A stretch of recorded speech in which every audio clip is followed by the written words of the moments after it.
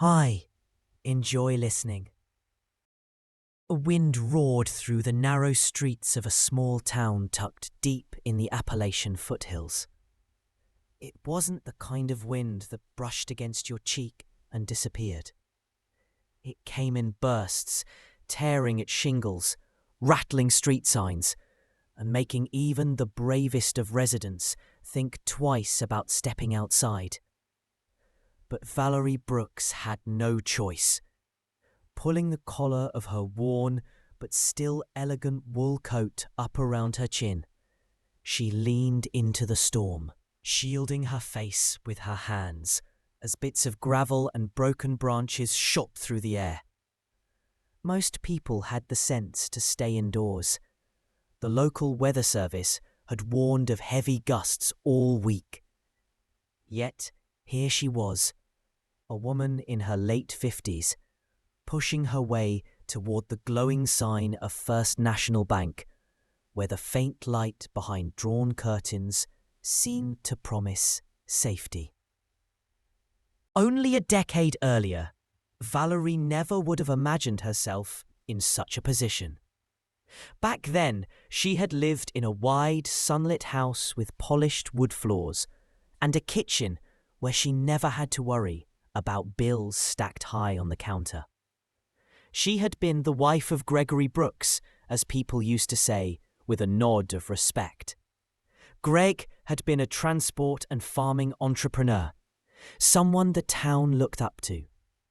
When she married him, she thought she was stepping behind a man who would shelter her from every storm life could conjure.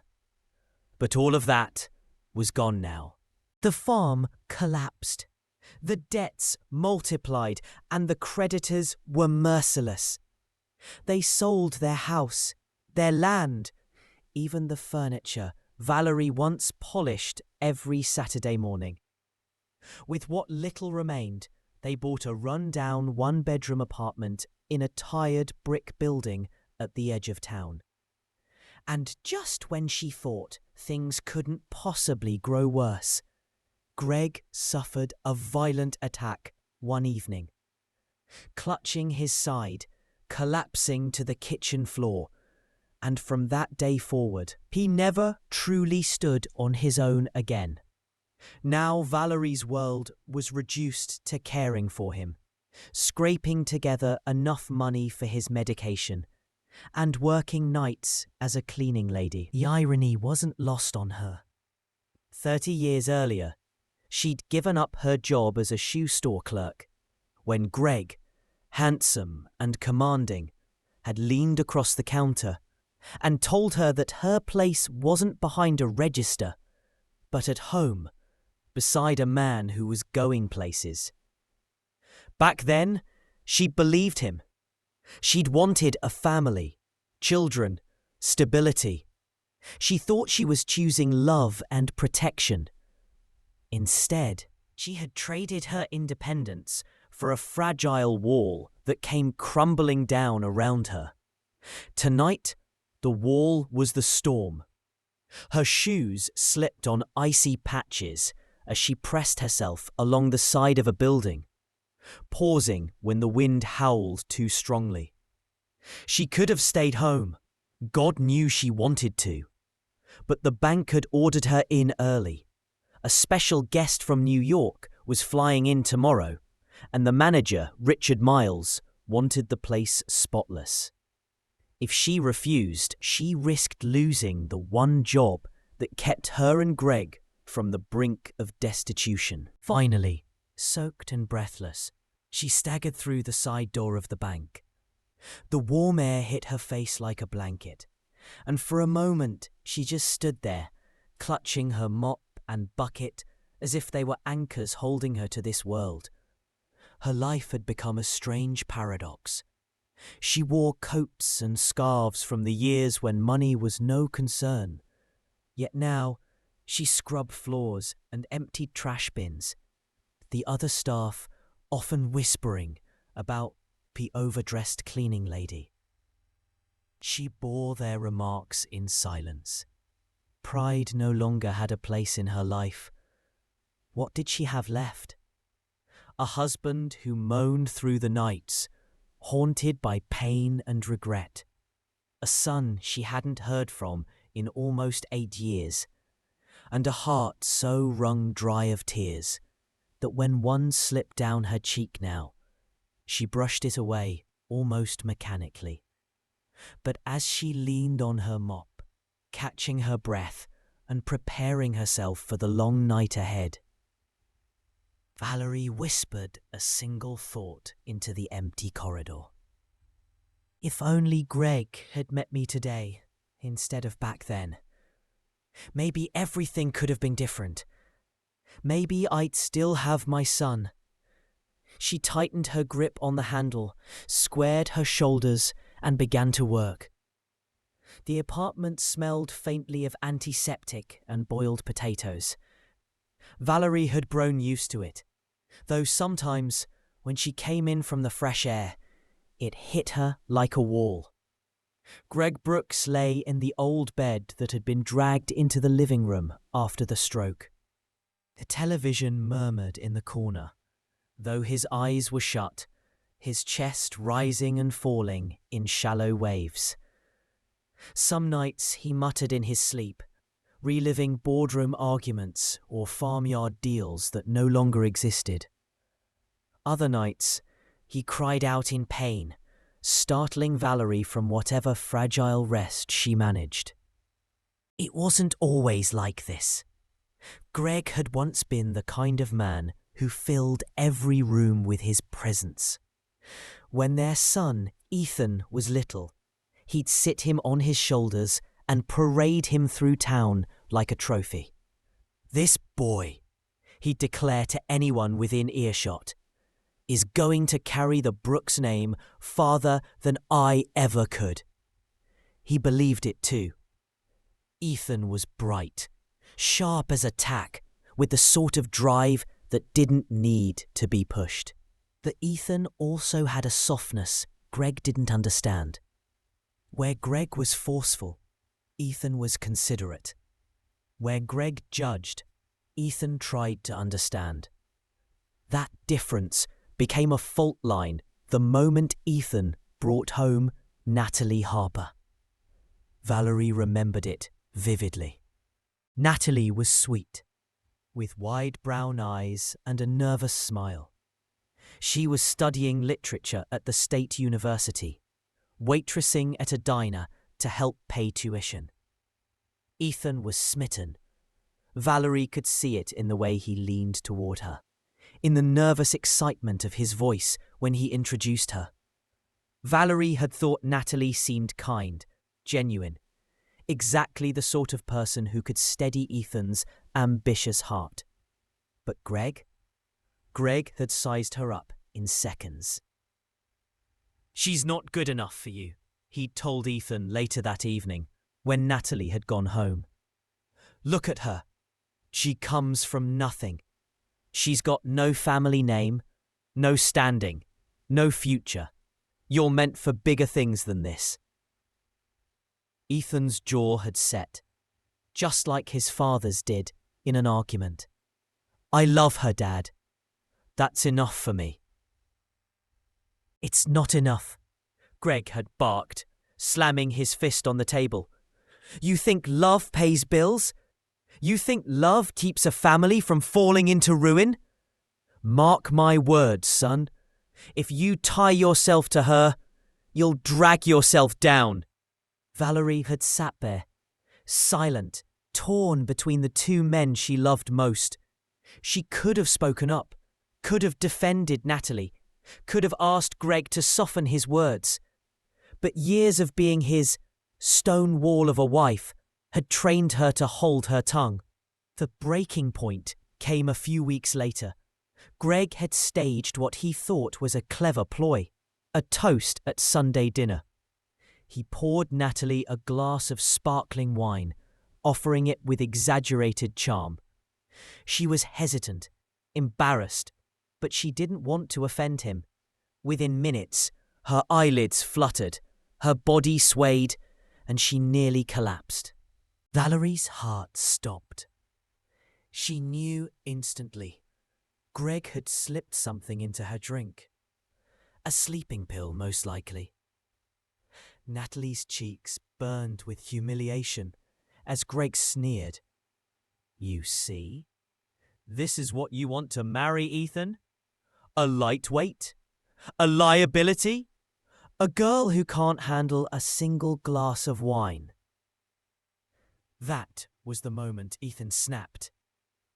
He guided Natalie out, his arm around her shoulders.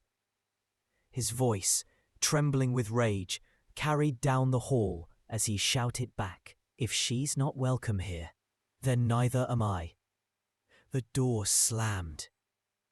Valerie remembered running to the window, watching her son lead the girl she'd barely had a chance to know into the night. That was the last she ever saw of him. 8 years had passed since then. No phone calls, no letters, not even a Christmas card. It was as if Ethan had vanished into the world, determined never. Now, in the dim glow of the living room, Valerie sat beside Greg's bed. His once broad shoulders had shrunk. His face, once so commanding, was hollowed by regret. "Val," his voice cracked as he stirred. "Do you ever think about Ethan?" Her throat tightened. She wanted to scream, "I think about him every day." Instead, she said softly, "Yes, Greg, I do." He closed his eyes again. "If I could see him once more, just once, I'd tell him I was wrong." But neither of them knew where to start looking. And deep down, Valerie feared it was too late. The days settled into a rhythm that was equal parts exhausting and numbing. Valerie would rise before dawn, heat water for oatmeal, help Greg sit up enough to eat, then leave him propped with pillows and the television remote while she hurried to the bank. She'd clean offices, vacuum hallways, polish glass doors until they gleamed, then return home to the endless cycle of pills, compresses, and whispered reassurances. There was no room for anything else.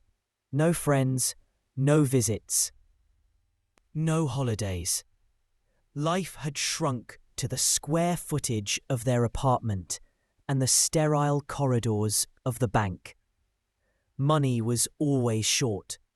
Greg's medication alone swallowed nearly half of her paycheck. The rest went to rent, utilities, and the cheapest groceries she could find at the discount mart on the edge of town. Valerie had once been the sort of woman who bought imported coffee, who cared about brands. Now, sometimes, when exhaustion blurred her vision as she scrubbed stains off office carpets, Valerie thought about Ethan. Where was he? Was he eating well? Did he ever think about her? Each time she pushed the thoughts away. If she let herself dwell on it, the ache was unbearable. The bank became her anchor, though not by choice. Richard Miles, the manager, was brisk and humorless. He rarely acknowledged her beyond clipped instructions, but Valerie understood. She was the cleaning lady, after all. Invisible. The only time anyone seemed to notice her was when they snickered at the sight of her worn designer coat, or muttered about how she must have married rich once and blown it. They weren't wrong.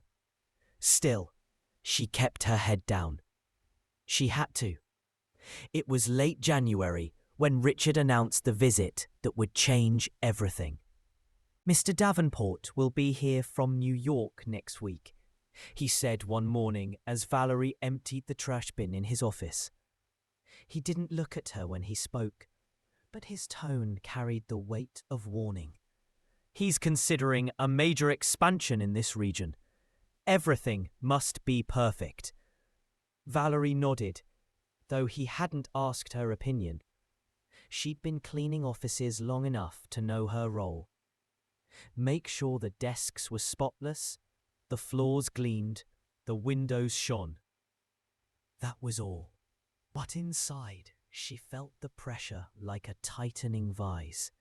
If she failed, if someone complained, she could lose the job. And without the job, she didn't let her mind go further. The week of the storm arrived, as if on cue from some cruel hand of fate. Gusts battered the town, snapping tree limbs and scattering trash cans like toys. Yet Valerie wrapped herself in her coat, tightened her scarf, and trudged through it, because she could not, would not, give Richard a reason to doubt her reliability. That night, as she scrubbed the marble lobby until it shone under the fluorescent lights, she thought about Greg's words earlier that morning. "I don't know why you bother," he had muttered, grimacing as she adjusted his blanket. "I'm finished anyway. Maybe it'd be better for both of us if I just—" His voice had trailed off.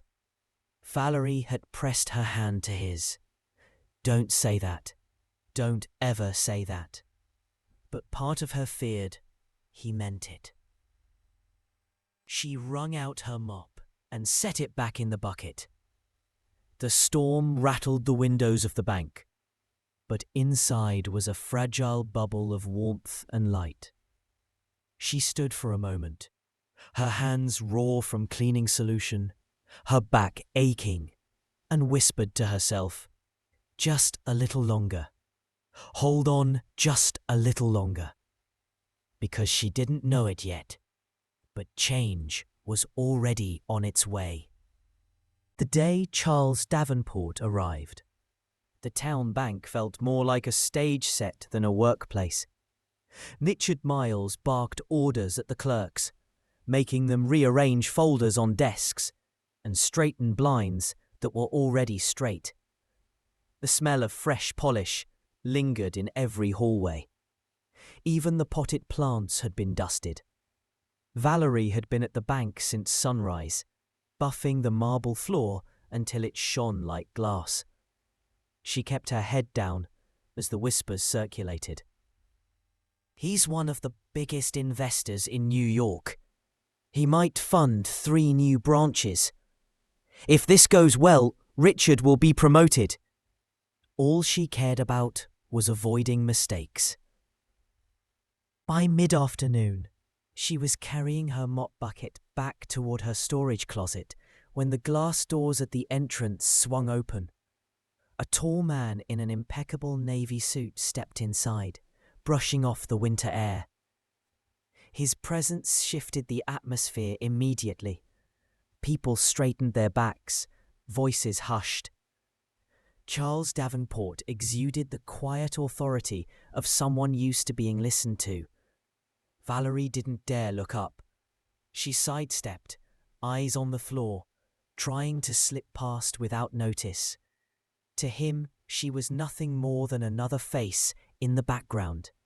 Someone who made the office neat, but not worth a second thought. And then it happened. Her bucket ticked, the mop handle clattering to the tile, water splashing across the spotless floor she had worked so hard to keep pristine. The sound echoed in the marble lobby. She froze, mortified. I'm sorry," she stammered, crouching to grab the handle. But instead of stepping around her with annoyance, the man's gaze dropped. Not to her fumbling hands, not to the spreading puddle, but to the silver barrette in her hair. It was a simple thing, tarnished with age, shaped like a leaf. Valerie had worn it for years, the only heirloom her mother had left her. She never thought anyone noticed it. "Mom!" The voice stopped her cold. She looked up, and her breath caught in her throat. Standing beside Davenport, taller now, broader, dressed in a tailored suit, but with the same sharp jawline and steady eyes, was her son, Ethan. The mop slipped from her hands. For a moment the world spun. The polished floor, the startled faces of the clerks, Richard Miles frozen mid-sentence. But all Valerie saw was her boy, the one she hadn't held in 8 years, the one she had begged God nightly to keep safe. "Ethan," she whispered. Her voice cracked on his name. He was already moving toward her, his expression torn between disbelief and longing. "Mom, it really is you!" Valerie pressed a trembling hand to her mouth. Tears blurred her vision as he pulled her into his arms. She felt the strength of him, the warmth, the reality. He was no longer the angry young man storming out the door. He was grown, successful, alive, and he was here. The bank lobby had gone silent. The grand investor moment forgotten. For the first time in years, Valerie felt something stir inside her chest, something she thought she had buried forever. Hope. Valerie's hands still trembled long after she left the bank that night. Ethan had insisted on walking her home, carrying her mop bucket, as inside the apartment the air was thick with the usual mixture of disinfectant and simmering stew. Greg lay propped up in bed, flipping channels restlessly. He barely glanced up when Valerie pushed open the door. "Back so soon," he muttered. "You forget the lobby again?" But then he saw Ethan. For a long, heavy second, Greg froze, the remote slipping from his hand onto the blanket. His face drained of colour, and his eyes, once so sharp and commanding, welled with tears he could not control. "Ethan!" His voice broke. "Son."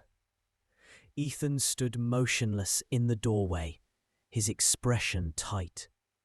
"Dad." Valerie's chest ached. She had imagined this reunion so many times.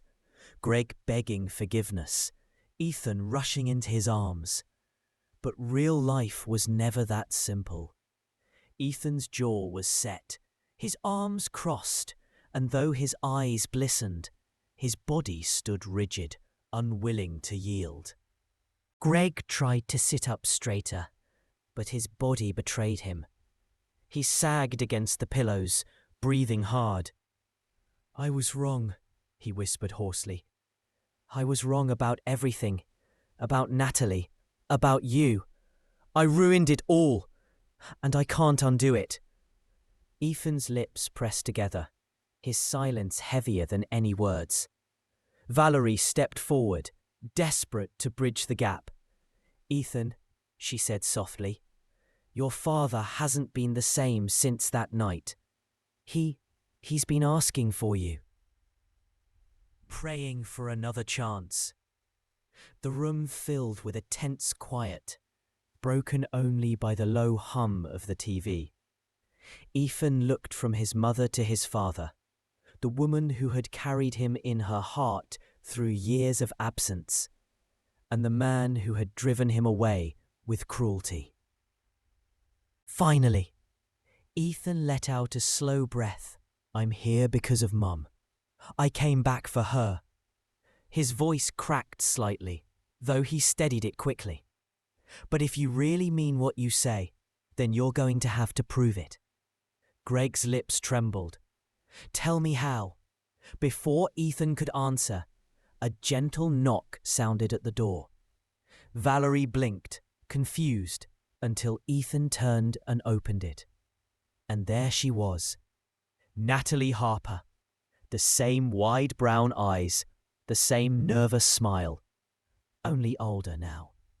More composed, a quiet strength in the way she held herself. She stepped inside, her gaze meeting Valerie's with warmth, then flicking briefly, carefully, toward Greg. Valerie's heart pounded. The past and present had collided in her cramped little living room.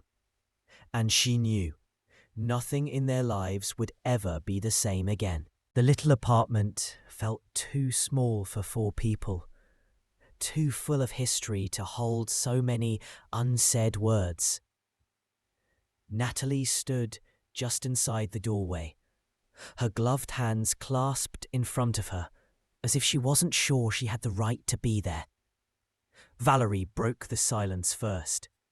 "Natalie," she whispered, stunned, You came back." Natalie's eyes softened.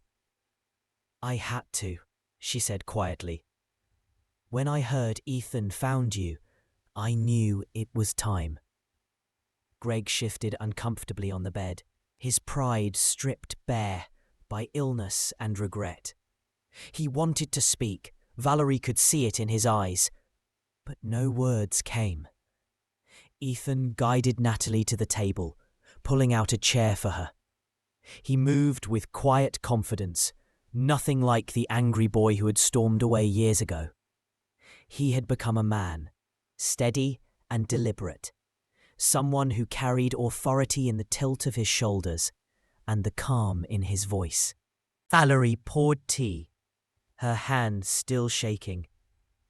She set the cups down, but her eyes never left her son. "Ethan, where have you been all this time?" He took a sip before answering, as if measuring his words. "New York," he said finally. "I started small, a shipping company. Long nights, no money at first. But it grew. I learned how to fight for every inch I got. Now," he exhaled slowly, "now I own part of a firm that invests in businesses all over the country." Valerie's breath caught. She remembered him as a boy, fists clenched, swearing he'd make something of himself just to prove his father wrong. And he had. He truly had. Greg swallowed hard. "I told you you'd never amount to anything," he said hoarsely. "I couldn't have been more wrong." Ethan's eyes flicked to him, sharp but not cruel. "You were wrong about more than that, Dad." The words hung in the air. Natalie shifted, her hands tightening around her teacup. Her voice trembled as she spoke.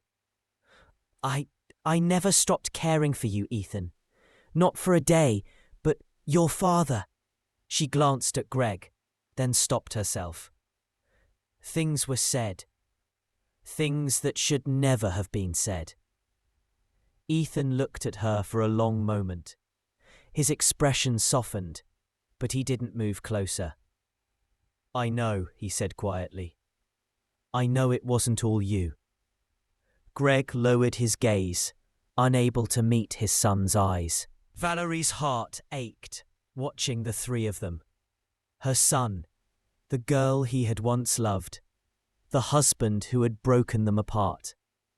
She had dreamed of this moment for years, yet it felt fragile, like a glass teetering at the edge of a table. One wrong move, and everything could shatter again. Finally, Ethan stood, pushing back his chair. "This town hasn't changed," he said, looking around the small apartment. "But I have. I'm not here to dig up the past. I'm here for Mum. I want her out of this place, out of scrubbing floors and living in shadows. She deserves better." Valerie's breath caught. "Ethan." He turned to her, his expression firm but gentle. "Pack a bag, Mum. You're coming with me."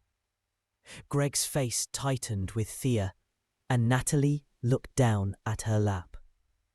For the first time in years, Valerie had a choice. Valerie lay awake long after the others had gone quiet. staring at the water-stained ceiling of her tiny bedroom. Ethan's words echoed in her head. "Pack a bag, Mum. You're coming with me." It sounded like salvation. An escape from bleach-stained uniforms, aching knees, and nights spent worrying how to stretch $1 until payday. But each time she imagined stepping out that door with a suitcase, she saw Greg's hollow eyes, the way his trembling hands reached for her even in sleep. He had been cruel, yes, but he was also broken now, and utterly dependent on her. In the early grey of dawn, she rose and set the kettle to boil. Ethan was already at the table, dressed sharply, as if he had never gone to bed. He looked out of place in the little kitchen, his crisp shirt catching the first light of morning. "Mom," he said, "I meant what I said. You don't belong here anymore." She set 2 cups down, avoiding his eyes. "And your father? You think I should just leave him?" Ethan's jaw tightened. He made his Valerie's hands trembled as she poured the tea. "Maybe he doesn't deserve it, but he needs it. And I made vows, Ethan, in sickness and in health. Those weren't just words to me." Before Ethan could reply, Natalie emerged from the spare cot in the living room, her hair pulled back, her expression weary but composed. She glanced between them, sensing the tension. "I need to say something," she said softly. Ethan turned, his eyes narrowing. "Go ahead." Natalie clasped her hands in front of her, steadying herself. "The night you left, Ethan, I wanted to follow you. But your father—" She hesitated, glancing toward Greg's closed bedroom door. "He told me you'd never forgive me, that you thought I was just a foolish girl who'd hold you back. He said if I went after you, you'd turn me away." Valerie's chest constricted. "Greg told you that?" Natalie nodded, tears brimming. "And I believed him. I was young, scared. I thought maybe he was right, so I stayed. And I've regretted it every day since." Ethan's face hardened, but his voice was low, steady. "And all this time, I thought you just gave up on me." "I never did," Natalie whispered. The silence that followed was thick, weighted with years of loss. Valerie looked at her son, so strong, so successful, and at Natalie, still carrying the wounds of the past. And then she thought of Greg, frail in the next room, clinging to life and to whatever chance of forgiveness he could grasp. She realized painfully that no matter what choice she made, someone would be left behind. The morning passed in a blur of unspoken words. Valerie busied herself with small chores, folding laundry, wiping the already clean counter, anything to avoid the weight of the decision pressing down on her chest. Ethan stayed close, his presence filling the little apartment with a restless energy. He had brought a folder with him, and now he spread its contents across the table. Glossy photographs of houses, brochures of retirement communities, even a pamphlet for a clinic specializing in long-term care. "Look at this one, Mum," he said, tapping a picture of a bright sunlit home with a garden. "It's near my place. You'd have your own room. No more scrubbing floors. You could volunteer. Take classes. Actually live your life." Valerie studied the photo, her heart tugged between yearning and guilt. From the bedroom came the sound of coughing, harsh, rattling, painful. She set the paper down and hurried to Greg's side. He was sitting upright, pale and shaking, clutching the blanket with white knuckles. His eyes flicked past her to where Ethan stood in the doorway, arms crossed. "Valerie," Greg rasped, his voice raw. Don't leave me." Her breath caught. Greg reached for her hand, gripping it with surprising strength. "I know what I was. I know how I treated you. I can't take it back. But please, don't let me die alone." Ethan stepped forward, his voice sharp. "You don't get to ask her for that. Not after all the years you ground her down." Greg's eyes flared with a mix of shame and defiance. "And what about you? You ran. You left her to clean up the mess I made." The words hit like a blow. Ethan stiffened, but didn't answer. Valerie stood between them, torn apart by their war of words. She saw her son, successful and strong, offering her freedom. And she saw her husband, frail and broken, clinging to her as the last tether to his humanity. Tears blurred her vision. For years she had thought only of surviving one day at a time. But now she had to choose between a past that had scarred her and a future that might never forgive her for staying. Natalie appeared quietly in the doorway, her eyes full of sorrow. "Valerie," she said gently, "whatever choice you make, it has to be for you this time. Not for Greg, not even for Ethan. For you." The room fell silent, her words echoing louder than any argument. Valerie closed her eyes. For the first time in decades, she allowed herself to ask, "What do I want?" That night, Valerie sat alone at the kitchen table. The brochures lay scattered before her. Alongside Greg's pill bottles and the worn photograph of Ethan as a boy, taken long before anger had carved lines in his face. She lit the small lamp, its glow soft against the peeling wallpaper, and let the silence speak. For once, she wasn't rushing to fold laundry or cook or soothe. She was thinking, really thinking about her life. When Ethan came in, he looked almost boyish in the low light, his confidence stripped away. "Mum," he said quietly, "are you ready to come with me?" Valerie didn't answer right away. She traced the edge of the photo with her finger, then lifted her gaze to him. "Ethan, all these years I told myself I stayed because of vows, because Greg needed me. But if I'm honest, I stayed because I was afraid." His expression softened. "Afraid of what?" "Afraid of being alone. Afraid of starting over when I was already broken." She exhaled shakily. "But I can't keep living in fear." Ethan reached for her hand. "Then come with me. Let me give you the life you deserve." From the bedroom came Greg's voice, weak but urgent. "Valerie, please." The sound pierced her, as if the walls themselves demanded her answer. She rose, walked to the bedroom door, and looked in. Greg lay half upright, his face grey, his chest heaving with each breath. He seemed so small now, so unlike the man who had once towered over her in anger. "I can't undo the hurt I caused you," he whispered. "But don't leave me to die like this. Don't let my last days be empty." Valerie's throat tightened. She stepped inside, sat by his bed, and took his hand. "Greg, I'll see you through this sickness. I won't abandon you when you're helpless.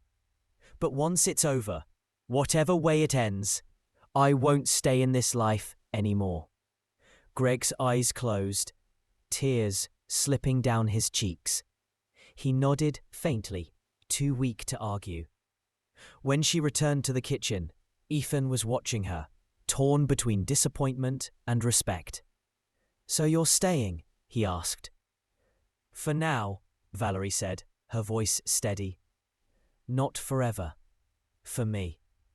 Natalie, who had been standing quietly in the corner, gave a small, relieved smile.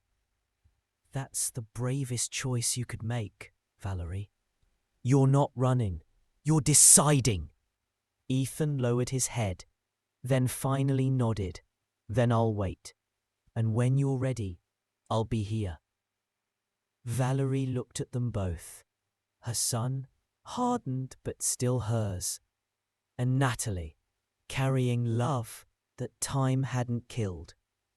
For the first time in years, she felt something stir inside her. Not duty, not fear, hope. Outside, the night stretched deep and quiet, but Valerie no longer felt trapped in it. She had chosen her path, and though it still wound through shadows, she knew it was leading her, at last, toward the light. If you like the story, I would be very happy to have your support. Click the thumbs up. And to not miss new stories, subscribe and click on the bell. Thank you from the bottom of my heart, and all the best.